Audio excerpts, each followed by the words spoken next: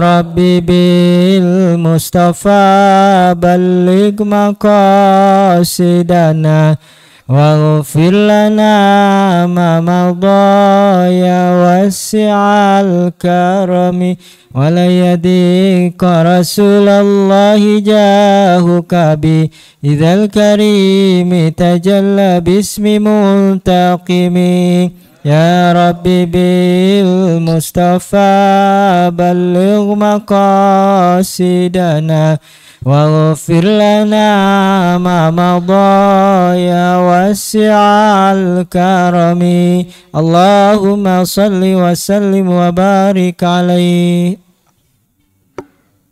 Bismillahirrahmanirrahim. Alhamdulillahirabbil alamin wa bihi nasta'inu ala umur dunya waddin.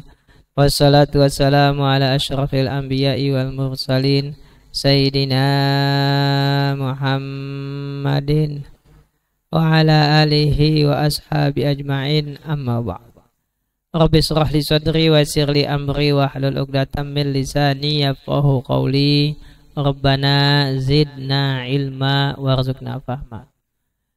Subhanaka la ilma lana illa ma 'allamtana innaka antal alimul hakim. Para asatiz, para hujjaj, Bapak hadirin sekalian yang dirahmati Allah Ta'ala, Assalamualaikum warahmatullahi wabarakatuh. Alhamdulillah wa syukurillah kita bisa kembali hadir bertemu pada malam Sabtu ini di Masjid Miftahul Jannah. Dalam kajian kita pada malam hari ini adalah tafsir Al-Qurtubi. Mari kita buka ta'lim kita dengan baca surah Al-Fatihah sebagai wasilah kita mohon kepada Allah Subhanahu wa Ta'ala taufik dan hidayah serta inayahnya hingga kita bisa mendapatkan ilmu yang bermanfaat, dan tak lupa kita niatkan pahala Fatihah ini untuk orang tua kita, sanak famili kita, guru-guru kita yang telah meninggal dunia, dengan iringan doa semoga Allah Subhanahu wa Ta'ala mencurahkan rahmat dan maghfirahnya di alam kubur mereka. Ala hadin niyah wa ala kulli niyatin salihah wa ala hadratin nabi. Al-Fatihah. A'udzu billahi minasyaitonir rajim. Bismillahirrahmanirrahim. Alhamdulillahi rabbil alamin arrahmanir rahim maliki yaumiddin. Iyyaka na'budu wa iyyaka nasta'in. Ihdinas siratal mustaqim. Siratal ladzina an'amta 'alaihim ghairil maghdubi 'alaihim waladdallin. Amin. Bismillahirrahmanirrahim. Kita masih melanjutkan ayat 222 dari surat Al-Baqarah. A'udzu billahi minasyaitonir rajim. Wa yas'alunaka 'anil mahid qul huwa adzan fa'tazilun nisaa fil mahid wa la taqrabuhunna hatta yathurna fa idza tatahharna fa'tuhunna min haitsu amarakumullah. Innallaha yuhibbut tawwabina wa yuhibbul mutatahhirin. Dalam tafsir Al-Qurtubi disebutkan pada ayat ini terdapat 14 masalah. Ya, yang pertama tentang sababun nuzul, kemudian makna mahid, kemudian hukum-hukum terkait dengan haid, kemudian lamanya haid, ya, kemudian darah-darah lain selain haid yaitu nifas, ya, dan istihadah, ya.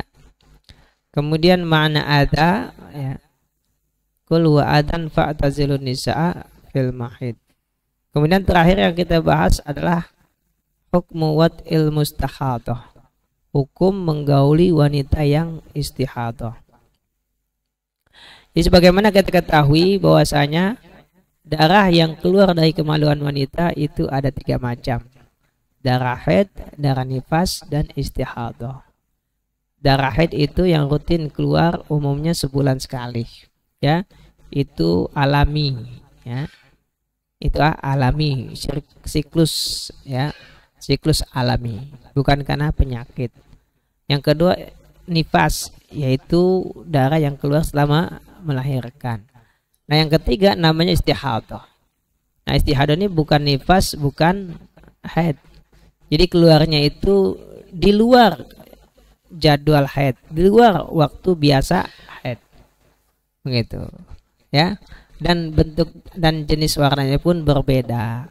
Ya, kalau darah haid itu umumnya pertama keluar tuh kehitam-hitaman kental, terus lama-lama ya tinggal bercak-bercak putih ya, seperti itu. Ya. Nah, kemudian kalau darah istihadah itu sering kita nyebutnya pendarahan. Nah, zaman sekarang ya udah lebih mudah untuk memastikan haid atau bukan. Ya, tinggal datang aja ke dokter yang ahlinya. Nah, karena secara hukum fikih masa haid menurut mazhab Syafi'i itu maksimal 15 hari. Berarti lebih dari 12 hari berarti namanya istihadah. Berarti dia sudah wajib sholat dan seterusnya. Nah kan? Nah, sementara dalam mazhab Maliki bisa lebih dari 15 hari. Yang penting kalau masih haid berarti masih lanjut gitu. Ya, masih lanjut. Itu kembali kepada kebiasaan wanita tersebut, ya. Nah, adapun mazhab Syafi'i apa dalilnya? Dalilnya adalah beliau mengatakan pada ayat tentang iddah disebutkan wallati ya'isna minal mahidi min nisaikum in irtabtum fa iddatuhunna 3 asyhur wallai lam yahidna.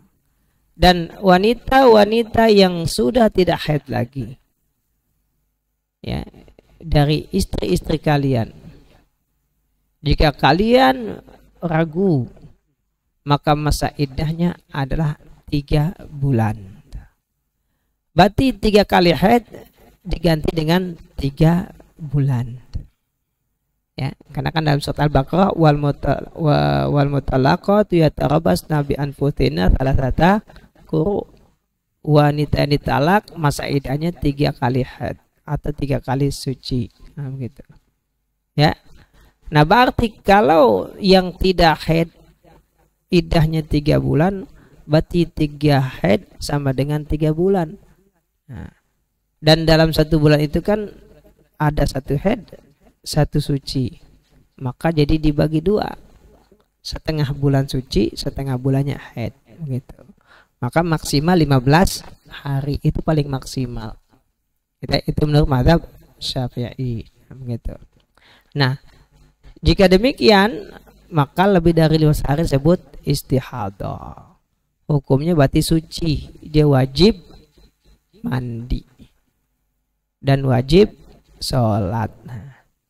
Cuma bedanya kalau istihadah ya berarti dia harus bersih-bersih sebelum sholat, lalu pakai pembalut biar tidak keluar darah saat sholat, dan wajib wudhu setiap sholat.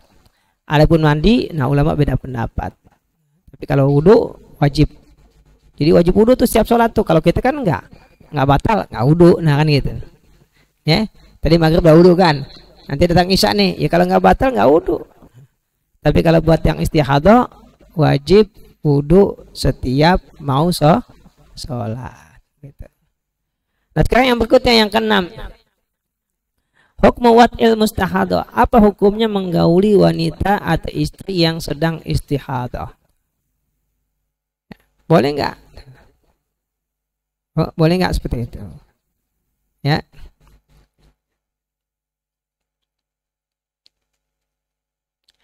Imam Ahmad mengatakan ahabu ilayya alla yataha illa ayyatula dzalik. Ya. Yang aku lebih sukai adalah dia tidak menggaulinya kecuali kelamaan. Gitu. Kalau kata Ibnu Abbas, la ba'as ayusibah zaujuha wa in kana dam yasiru ala aqibaiha. Boleh menggaulinya sekalipun darahnya masih mengalir. Ya, seperti itu. Maka Imam Malik mengatakan karena ini bukan haid, fa iza lam takun haidha fama yamnahu ayusibaha wa yatusalli. Kan dia udah wajib sholat, berarti udah boleh digauli. Ya, seperti itu. Ya. Nah, itulah hukum fikihnya. Ya, tapi sepertinya kalau kita ngelihat ayatnya kul huwa adzan fa'tazilu Adza artinya sesuatu yang menyakitkan. Ya, baik sakitnya sedikit, sakitnya banyak, apapun bentuk ya sifat menyakitinya, ya, itu berarti sebaiknya i'tazilu. Karena alasan di'tizal adalah karena adza. Ya. Jadi walaupun dia sudah wajib sholat, tapi kan masih keluar darah. Ya, mestinya sih nggak boleh digauli. Demi apa? Demi keselamatan, demi kesehatan, kan begitu. Tapi yang mengatakan boleh karena lihatnya ya kan udah boleh sholat, berarti udah boleh digaulin. Gitu. Nah mungkin kalau zaman sekarang ya masih ada pengaman lah ya, ada pakai sarung, ya pakai kantong, ya mungkin seperti itu, ya.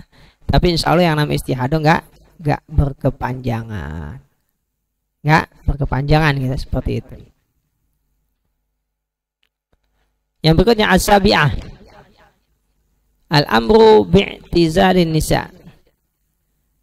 Allah Ta'ala mengatakan fa'tazilun nisa'a fil mahid ay fi zamanil haid. Ya, jauhilah istri kalian fil mahid. Yang lalu kita katakan mahid itu bisa bermakna ismul makan, tempat keluarnya haid. Mahid bisa berarti ismul zaman, waktu keluarnya haid. Jadi sebenarnya di sini jelas kalimatnya nggak menimbulkan multi tafsir mestinya. Karena kalimatnya fa'tazilun nisa'a, tapi ada lanjutannya fil mahid. Jauhilah istri, tapi ada tambahan fil mahid. Ya ini kalau dalam usul fiqh namanya mujmal terus mubayyan.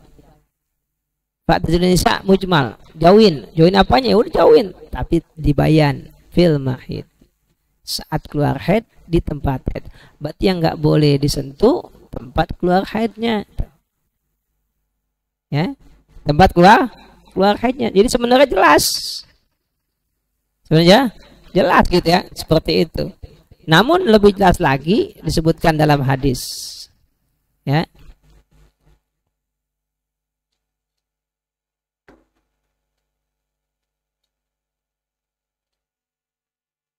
Dalam hadis ini disebutkan di mana Rasulullah SAW ditanya, "Ma yahillu li min imraati wa hiya haid?" Apa yang halal untukku dari istriku saat dia sedang haid? Nabi menjawab, "Litashudda 'alaiha izaraha tsumma sya'nuka bi'alaha." Ikat kencang sarungnya, lalu untuk kamu bagian atasnya. Jadi pusar ke atas silakan, nanti pusar ke bawah jangan. Ibaratnya begitu. Karena izar itu sarung kan dari pusar ke bawah. Ya, dari pusar ke bawah namanya sarung. Izar. Ya. Dan Nabi juga pernah berkata kepada Sayyidah Aisyah, "Shuddi ala nafsiki izaraki, tsumma udi ila madja'iki." Ikat kencang sarungmu, lalu kembali ke tempat tidurmu. Ya. Kemudian hadis lain juga Nabi berjawab, "Isna'u kulla syai'in illan nikah." Ya. Silakan lakukan apa saja kecuali nikah. Mana nikah? Wab'un atau jima. Silakan nggak apa-apa kecuali jima. Jadi kalau istri masih haid, ya zaman sekarang kan pakai tanah dalam, ya udah jangan lepas tanah dalamnya, ya kan? Jangan lepas tanah dalamnya, begitu. Ya. Sayyidah Aisyah pernah menjawab ketika ditanya tentang hal ini, bilangnya kullu syai'in illal faraj. Apa saja boleh kecuali kemaluannya, seperti itu. Ya. Nah, sebagian ulama mengatakan ya termasuk nggak boleh pahanya, berarti dari pusar ke dengkul. Kenapa? Nah, nanti keterusan. Keterusan awalnya paha sama paha nempel. Nah, lama-lama geser keterusan juga. Ya, makanya nggak boleh. Ya, seperti itu. Nah, itu hukumnya kalau istri sedang haid silakan kecuali jima gitu. Ya. Nah, tapi gimana nih kalau seandainya kejeblos nih? No. Ya, namanya orang jalan di pinggir kecemplung juga. Nah, kan jangan main di pinggir-pinggir, main pinggir kecemplung juga. Yang gitu kan, mepet. Konsekuensi dah, yang punya satu, yang punya dua pada cadangan kan gitu.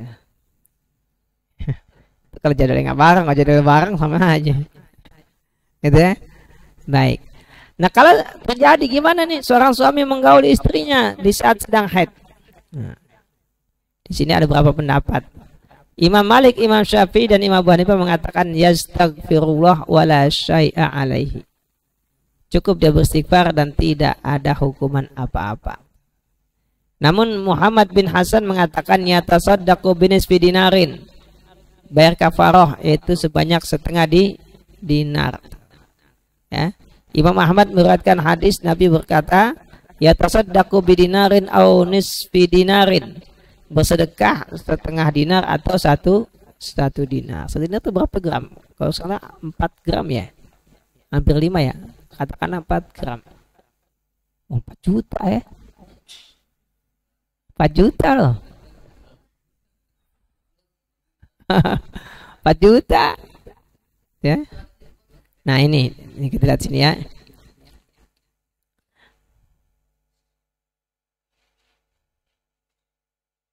Tapi dikatakan fa'in lam yaf'al fala syai'a alaihi. Artinya kalaupun tidak dilakukan maka tidak mengapa. Ini pendapat Imam Syafi'i dalam qaul qadimnya.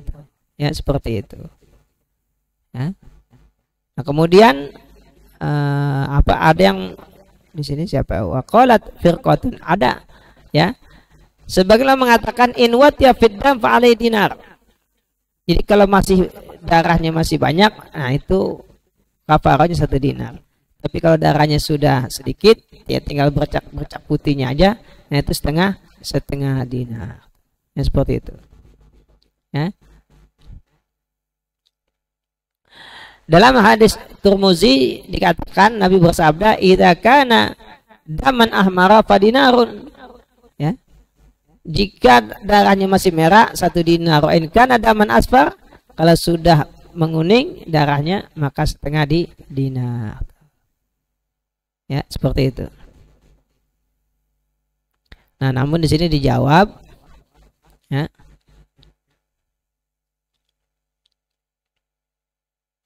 Bahwasanya hadis tadi hadis muttarib, hadis yang masih simpang siur tuh.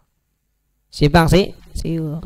Artinya kepastian kebenarannya tidak kuat. Tidak kuat ya.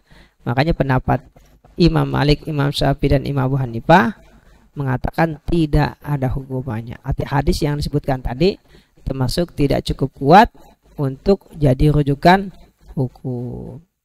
Oh, kalau hadisnya sahih mantap tuh ya. Oh. Apa tuh? Berapa sih? 4.000? Enggak dong. Masa? Mau berapa gram 1 dinar? Kalau 1 dinar nggak sampai 5 gram ah. Iya kan? Nah, kalau 1 gramnya 1 juta, kan sekitar 1 juta 1 gram. 1 juta sekian puluh ribu kan gitu sekarang ya. 1 juta berapa? 30 atau berapa? Nggak sampai 1.100.000. Iya. Nah, itu kan logam mulia yang tertinggi. Berarti kalau 4 dinar 4 ya, 4 kali 4 ya 16. Enggak dong. Kan 1 dinar. 1 dinar kan 4 gram katakanlah. 1 gram sudah 4 juta lah. Nah, kalau setengah gram berarti 2 juta. Lumayan lah. 2 kali bayar. Nah, iya. Ya, makanya sabar-sabar aja dah. Tapi untungnya nih hadis nggak cukup kuat ya. Jadi maka menurut Imam Abu Hanifah, Imam Malik, Imam Syafi'i nggak ada kafarahnya. Ya cukup istighfar aja tuh. Ya begitu.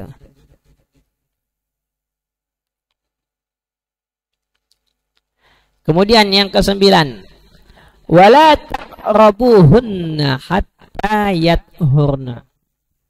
Yaqrabu sama dengan wala taqrabuz zina.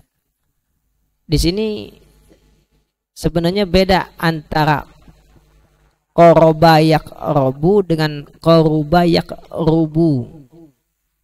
Ya. Kalau yaqrobu dengan yaqrubu itu beda. Kalau yaqrubu itu dekat secara fisik, dekat. Ya. Wa idza sa'alaka ibadi anni fa inni qarib. Nah, itu dekat. Yaqrubu qoruba. Tapi kalau qoroba yaqrabu itu artinya apa? Yalbasu bil fi'li. Kalau kalimat yalbasu bil fi'li itu saya pahamnya Pak, terlibat. Terlibat. Berarti wala taqrabu, jangan melibatkan diri. Melibatkan diri itu kan belum tentu melakukan kan? Betul ya? Orang terlibat kejahatan kan belum tentu melakukan, tapi terlibat. Betul kan? Nah, jadi jangan melibatkan diri. Ya, jangan melibatkan diri. Wala taqrabuhunna, berarti jangan melakukan sesuatu yang menjadi pendahuluan atau muqaddimah jima. Gitu ya? Itu mananya berarti la taqrabuhunna, jangan lakukan sesuatu yang bisa melibatkan kamu dalam perbuatan yang dilarang. Kayak wala taqrabuz zina. Bukan jangan berzina. Ini ada orang bilang di Al-Qur'an enggak ada kalimat jangan berzina kan begitu. Emang enggak ada. Wala taznu enggak ada. Ya kan? Gitu. Yang ada wala taqrabuz zina. Jangan melakukan sesuatu yang menjadikan kamu terlibat dalam zina. Begitu. Berarti la taqrabuhunna, jangan lakukan sesuatu yang menjadi pendahuluan atau mengarah kepada jima. Ya, begitu. Nah, itu wala taqrabuhunna. Nah, sekarang hatta yathurna. Ya. Yathur tahura yathuru, menjadi suci. Nah, ini ada berapa tafsiran di sini. Ya. Nah, tapi pertama ulama sepakat kalau belum suci masih nggak boleh. Nah, sucinya itu gimana? Ya kan? Innamal khilaf fit tuhri ma huwa. Ulama sepakat tidak boleh menggauli istri sampai suci. Tapi sucinya gimana? Nah, gitu. Ya kan? Pertama berpendapat yang dimaksud dengan suci adalah selesai haidnya. Berhenti darahnya keluar, udah nggak ada lagi. Yang dimaksud dengan darah itu nggak mesti darah merah ya, karena itu kan ada sisanya namanya, ada keruh-keruhnya. Jadi merahnya udah agak keputih-putihan, itu masih haid tuh, masih haid. Atau keputihan yang bersambung dengan haid itu dihitung haid. Jadi benar-benar sampai bersih. Nah, itu baru selesai haidnya. Baru selesai haidnya. Itu mana pertama tuhurun artinya suci dari haid. Mana yang kedua dikatakan yang dimaksud dengan suci adalah mandi. Seperti mandi junub. Yang ketiga mengatakan wudu, seperti wudu buat sholat. Kemudian yang keempat mengatakan mencuci kemaluannya. Nah, di sini memang kalimatnya karena tahura yathuru, bukan yatatoharna. Nah, baru kemudian faida tatoharna. Nah kan? Dan jika dia telah bersuci. Karena kalau tatohara itu bersuci, baik dari hadas kecil dengan cara berwudu atau dari hadas besar dengan cara mandi, itu namanya tatohara. Ya, kalau tatohara bersuci. Gitu ya, bersuci. Tapi kalau tahura suci, suci, ya begitu.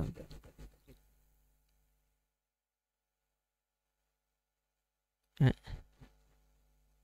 Maka tatahara di sini bilma, dengan air, itu mandi. Inilah pendapat jumhur ulama. Ya.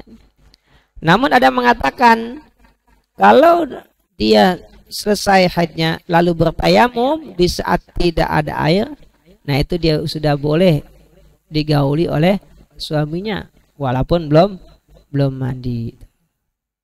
Ya. Ada lagi mengatakan ya boleh tapi wudu dulu. Yang wudu dulu seperti itu.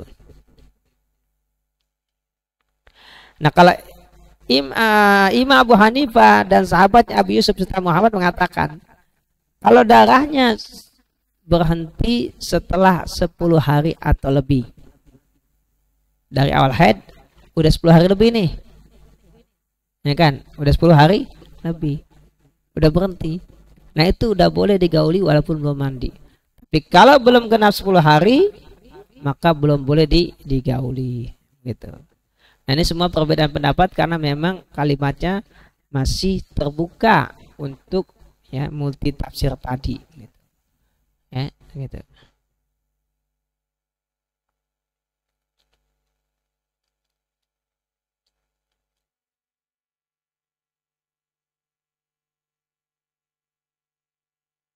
Nah sekarang kita ambil pendapat yang paling kuat yaitu pendapat Syafi'i dan pendapat Imam Malik. Ya, mengatakan ayat ini kan menyebutkan sampai suci dan jika telah bersuci. Nah, jangan kamu gauli istri sampai suci dan jika telah bersuci. Berarti kan ada dua, suci dan bersuci. Berarti kalau baru satu suci doang belum bersuci nggak boleh. Nah, itu menurut Imam Malik seperti itu. Ya, maka dikatakan ya, yang pertama inkit'udam itu hatta turna. Yang kedua iktisal bima yaitu yatatoharna. Ya, bersuci. Nah, yang serupa dengan ayat ini adalah masalah anak yatim.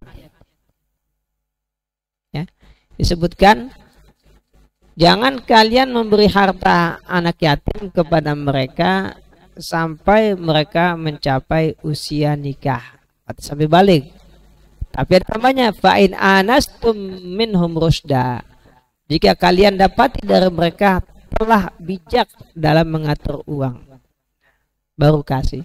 Berarti dua syarat, balik dan bijak. Kalau balik belum bijak, nggak dikasih juga tuh duitnya, karena dia belum ngerti megang duit. Atau sebaliknya, sudah ngerti megang duit, tapi belum balik. Jadi ada dua syaratnya. Nah begitu juga di sini, ya, gitu. Nah sementara Imam Abu Hanifah, nah ini pendapat yang mengatakan, ya, kan ada kata hatta yathurna sampai suci. Jangan gauli istri sampai suci. Berarti kan mestinya kalau udah suci boleh. Kan sampai. Jangan makan sampai saya datang. Kalau datang boleh makan nggak? Mestinya kan boleh kan? Kan begitu. Ya kan? Silakan makan dan minum sampai subuh. Berarti kalau sudah subuh nggak boleh. Kata sampai, nah itu menunjukkan setelahnya hukumnya sebaliknya. Ya. Jangan kamu pergi sampai saya datang. Begitu datang boleh nggak pergi? Boleh. Ya. Tapi kalau ditambahin dan, nah berarti syaratnya dua, begitu, ya kan? Nah itulah mazhabnya jumhur, ya seperti itu. Ya.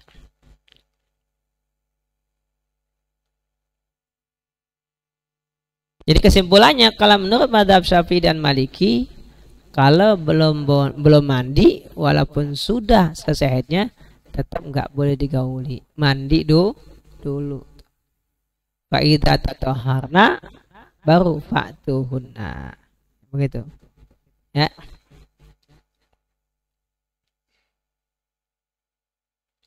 Sekarang bagaimana cara mandinya wanita yang haid?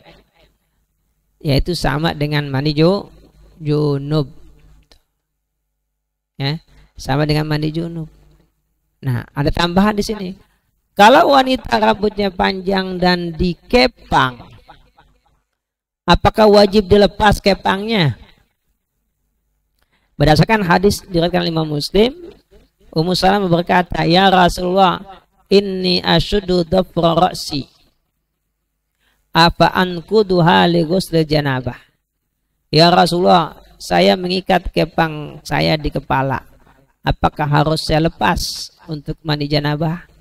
Nabi menjawab, la inna ma yakfiki an tahtiya ala ra'siki thalatha hasiyat. Summa tufidina alaikil ma fatathurin. Tidak perlu kamu lepas kepangnya. Cukup kamu guyur aja di kepala 3 kali. Setelah itu baru kamu guyur ke seluruh badan kamu. Maka sedangkan demikian kamu sudah suci. Ini namanya keringanan. Ya. Jadi kalau orang perempuan rambutnya panjang kemudian dikepang itu kan repot kalau dibongkar dulu buat mandi. Nah boleh nggak harus dibongkar? Mandi aja guyurin nggak apa-apa. Gitu.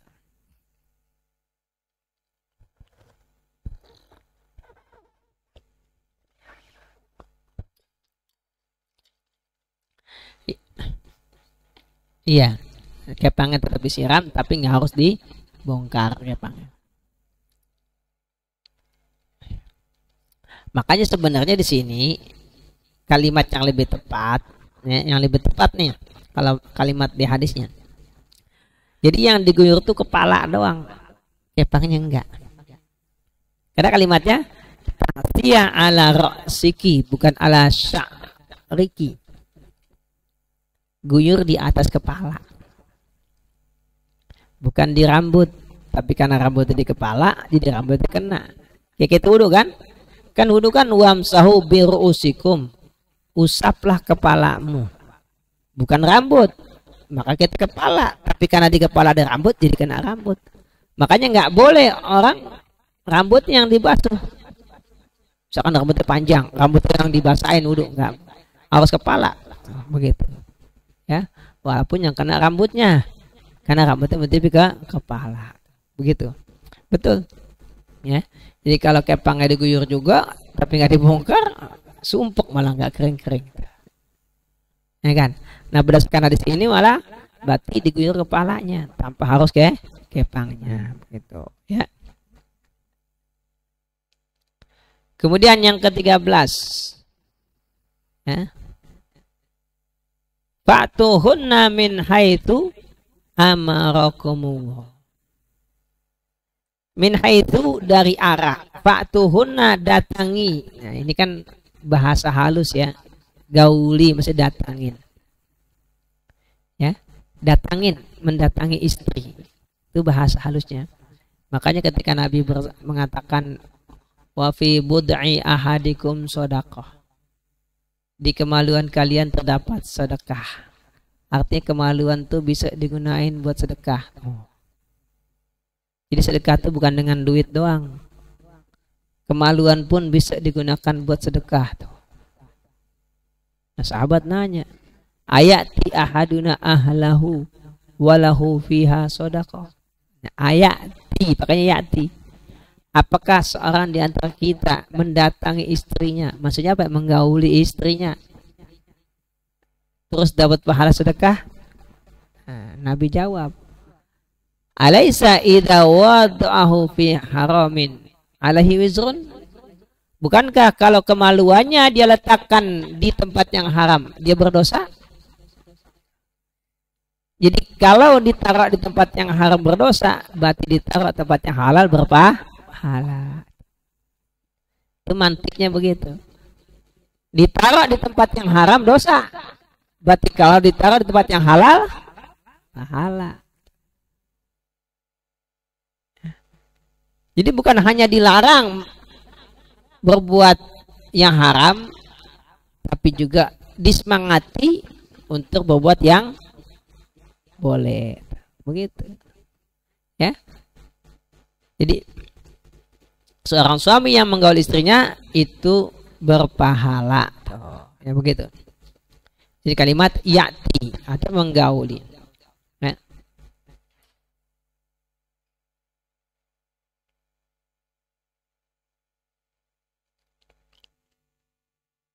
Fatuhunna min haitsu amarakumullah. Ya. Min dari. Kalau saya terkatakan min artinya di tempat yang Allah Ta'ala perintahkan. Ya Pak, perintahkan.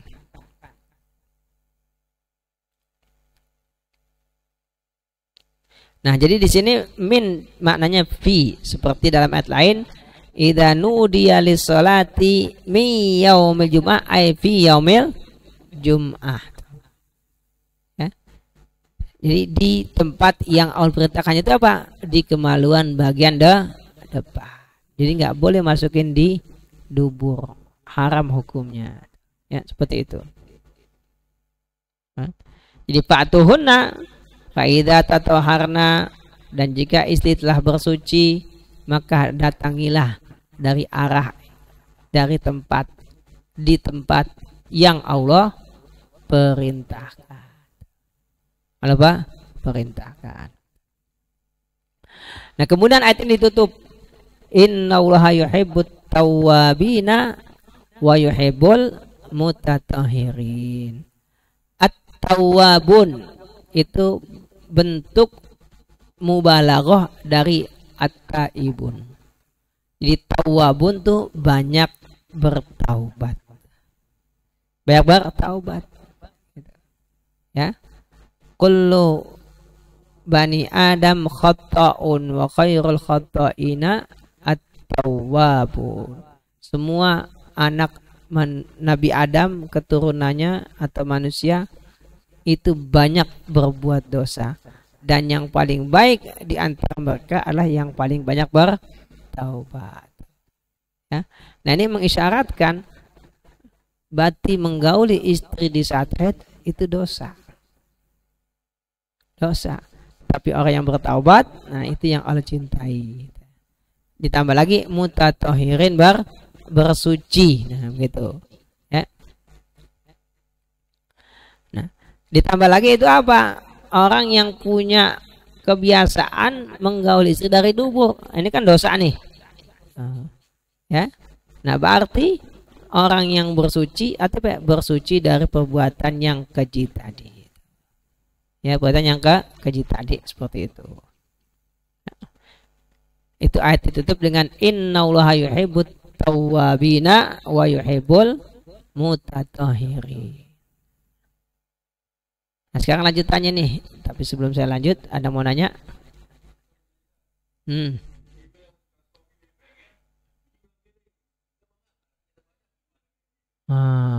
Gimana? Nggak boleh. Nggak boleh. Istri nggak boleh nolak. Nggak boleh nolak gitu. Ya kan? Ya kalau anak ada banyak, ya gimana ke caranya biar nggak hamil, kan begitu. Ya, kenapa? Ya, karena menurut ilmunya, ilmu bukan ilmu Al-Quran, hadis ini. Ini saya juga baru dapat ilmu namanya neurologi, ilmu tentang otak.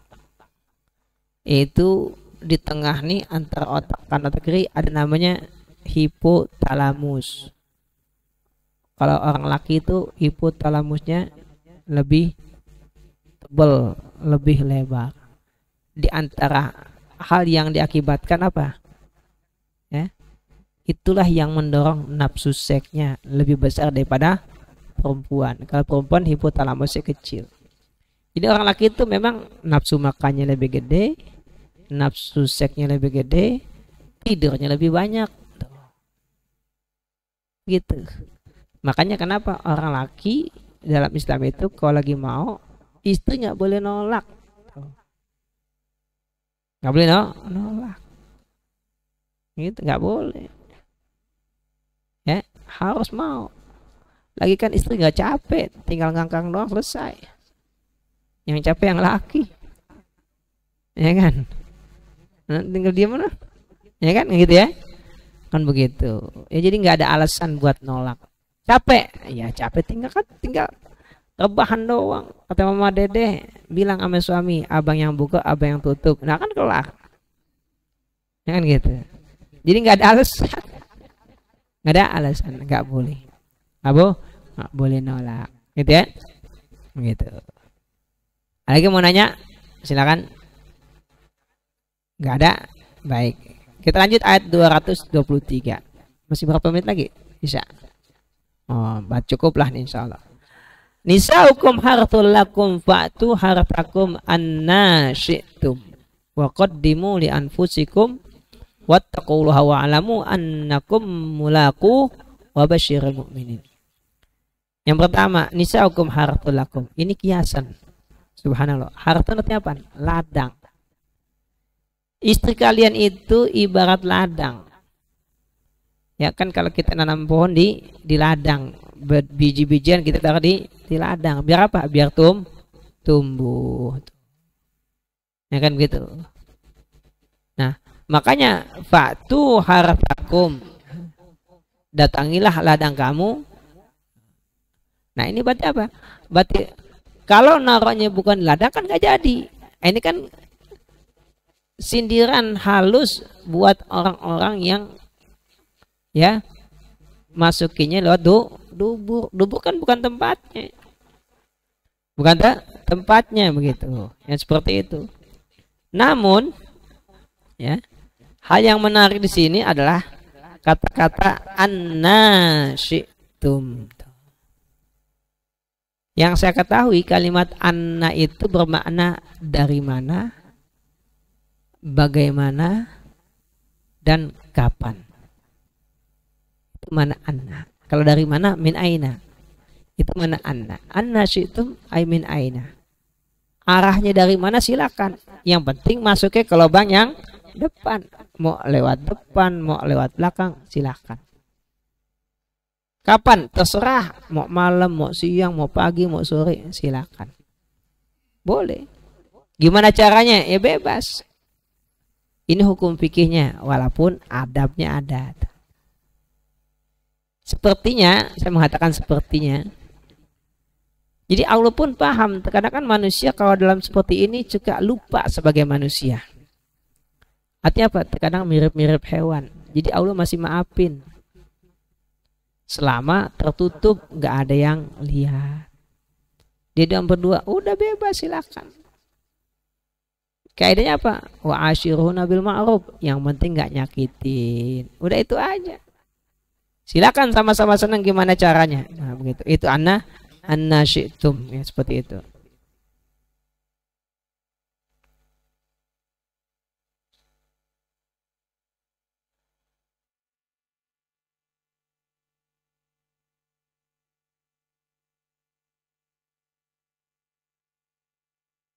Nah, di sini ada sebuah hadis ya yang menggambarkan bahwasanya suatu ketika Umar bin Khattab datang ke Nabi, "Ya Rasulullah, halaktu." Celakalah saya. Nabi tanya, "Apa yang buat kamu celaka?" Ya kan? "Hawaltu rahli al-lailah." Aku ubah kendaraanku malam ini. Maksudnya apa? Rasul paham. Biasanya dari depan, dari belakang. Begitu. Nah, turunlah ayat ini, nisaukum harthul lakum. Maka Nabi melanjutkan, "Aqbil wa adbir wattaqid dubur wal haidah." Aqbil, silakan dari depan. Wa adbir, silakan dari belakang. Tapi wattaqid dubur, hindari dubur. Wal haidah, dan haid. Ya, seperti itu. Nah, jadi dari samping, nggak tahu dari samping gitu, ini kan. Nah, ini ada lagi nih hadis berikutnya nih, ya. Inna kunna ma'syar Quraisyin nujabbi nisa, falamma dakhalna al-Madinah nakahna nisal ansor, aradna minhuna ma kunna nurid min nisa'ina fa idzahunna qad karihna dzalika. Jadi kata orang-orang Quraisy, ya berarti muhajirin, kami punya kebiasaan ya yang sudah biasa kami lakukan dengan istri kami di Mekah. Ya, yaitu caranya tadi terkadang dari 8, terkadang dari belakang. Nah, begitu kami nikah dengan perempuan-perempuan Madinah, pas kami mau lakukan, mereka protes, nggak mau. Tuh. Artinya nggak lazim nih yang begini. Nah, turun ayat ini. Nisa'ukum harthul lakum fa'tu hartakum anna syi'tum. Ya, begitu. Silakan. Ya. Silakan dari arah mana aja. Maka dikatakan hadis-hadis ini dan ayat ini menunjukkan ibahatul hal wal hayat kulliha idza kana al-wad'u fi maudil harti. Ini menunjukkan kebolehan segala macam cara dan kondisi. Semua boleh selama ya jimaknya masuk ke tempat harfun tadi. Ya. Min khalfin wa min kudamin, mau dari depan, mau dari belakang, wa barikatin sambil nungging, wa mustalqiyatin sambil telentang, wa mutajiatin sambil tengkurap. Nah, itu sampai begitu, bebas silakan. Ya, begitu. Ya. Itu semua boleh, yang penting ya tadi fil hars, ya. Di lubangnya, begitu. Seperti itu. Nanti kalimat dari anna syi'tum, ya. Nah, ini salah satu kemudahan yang Allah telah berikan kepada umat Islam khususnya, ya. Nah, di mana Allah Ta'ala bebaskan dalam hal seperti ini. Nah, namun ada satu nih sebagai penutup, wa qaddimu li anfusikum, persembahkanlah untuk diri kalian. Kira-kira apa hubungannya nih? Kok wa qaddimu li anfusikum? Tadi kan fa'tu hartakum anna syi'tum. Datangilah istrimu, ya. Selama itu di kemaluan depan, silakan anna syi'tum, sesuai dengan kehendak kalian. Itu wa qaddimu li anfusikum, dan persembahkanlah untuk diri kalian. Maksudnya apa nih? Gantian. Dan persembahkanlah untuk diri kalian. Maksudnya apa nih? Nah, maka tafsirannya ibtigha al-walad wan nasa. Jadi ketika jima mengharapkan dapat keturunan, karena anak akan menjadi karunia buat kedua orang tua. Makanya kalau orang dulu tuh begitu. Selesai nifas, masukin jadi lagi. Saya nifas, masukin jadi lagi, kan begitu. Karena emang begini perintahnya. Oh, sekarang kagak. Malah berharap nggak punya anak. Padahal itu bahaya. Ya. Dan sudah terjadi di Jepang. Dengan sebab mereka nggak mau punya anak, akhirnya apa? Depopulasi. Terjadi berkurangnya penduduk. Ya, kan begitu beritanya. TK tutup, nggak ada muridnya karena nggak ada anak kecil. SD tinggal dikit muridnya karena nggak ada anak-anak. Jadi yang ada orang dewasa, yang tua umurnya panjang, yang baru anak-anak kagak ada. Kenapa? Karena mereka nggak mau punya anak, nggak mau nikah. Akibatnya baca di berita ya. Jadi rumah kosong, nggak ada pemiliknya. Kenapa? Mati, nggak ada ahli warisnya. Pindah aja ke sana kali kalau rumah kosong ya. Udah kita yang pindah ke sana udah. Kode desa kepenuhan ya. Gimana tuh kerja sama tuh ya. Pemerintah Indonesia harusnya diambil peluang nih. Ya udah kalau gitu kita kirim deh orang Indonesia ke Jepang. Ya. Iya kan? Enggak kepikiran apa kerja sama begitu ya. Kirim dah orang Indonesia ke Jepang sana. Nah, artinya memang demikian ya, artinya kita dianjurkan. Walaupun ini sifatnya anjuran. Wattaqullah, ya, dan takutlah pada Allah Subhanallah. Jadi lagi gini-gini aja juga tetap wattaqullah ya. Jadi kapan aja. Makanya ittaqullah haitsu ma kunta. Karena kalau gini kan lupa. Makanya kan ada diajar doanya. Ya nggak sempat baca doanya saat gitu. Ini anda kelupaan dah udah. Ya kan? Udah lupa semuanya udah nafsunya kan. Wattaqullah wa'lamu, dan ketahuilah annakum mulaku, bahwasanya kalian pasti bertemu dengan Allah. Artinya apa? Ini mengisyaratkan apapun yang kita lakukan diminta pertanggungjawabannya. Ya Allah. Ini konteksnya gimana nih? Masa lagi bicara ayat ini kok bicaranya yang ini gitu. Ini kan artinya sampai hal yang seperti ini aja kita diminta pertanggungjawabannya. Artinya apa? Anak yang Allah kasih kita urus nggak? Tapi buat orang mukmin, wa basyiril mukminin. Kabar gembira buat orang mukmin karena anak akan menjadi syafaat buat orang tuanya. Ya. Mudah-mudahan kita yang punya anak, Allah Ta'ala berikan kita kemampuan buat didik anak-anak kita sehingga menjadi anak yang soleh dan soleha yang bisa berguna buat orang tuanya di dunia dan akhirat. Al-Fatihah. Alhamdulillahirabbil alamin arrahmanir rahim maliki yaumiddin. Iyyaka na'budu wa iyyaka nasta'in ihdinas siratal mustaqim. Siratal ladzina an'amta 'alaihim ghairil maghdubi 'alaihim. Astaghfirullahalazim, astaghfirullahalazim, astaghfirullahalazim. Bismillahirrahmanirrahim. Alhamdulillahirabbil alamin. Allahumma shalli ala sayidina Muhammad wa ala ali sayidina Muhammad.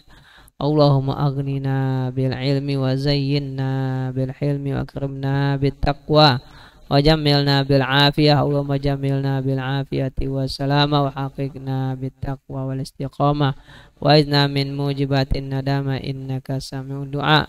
Rabbana atina fid dunya hasanah wa fil akhirati hasanah wa qina adzabannar. Wa sallallahu ala sayidina Muhammadin wa ala alihi wa sahbihi wasallam. Alhamdulillahirabbil alamin. Subhanakallah bihamdik asyhadu an la ilaha illa anta astaghfiruka wa atubu ilaik. Assalamualaikum warahmatullahi wabarakatuh.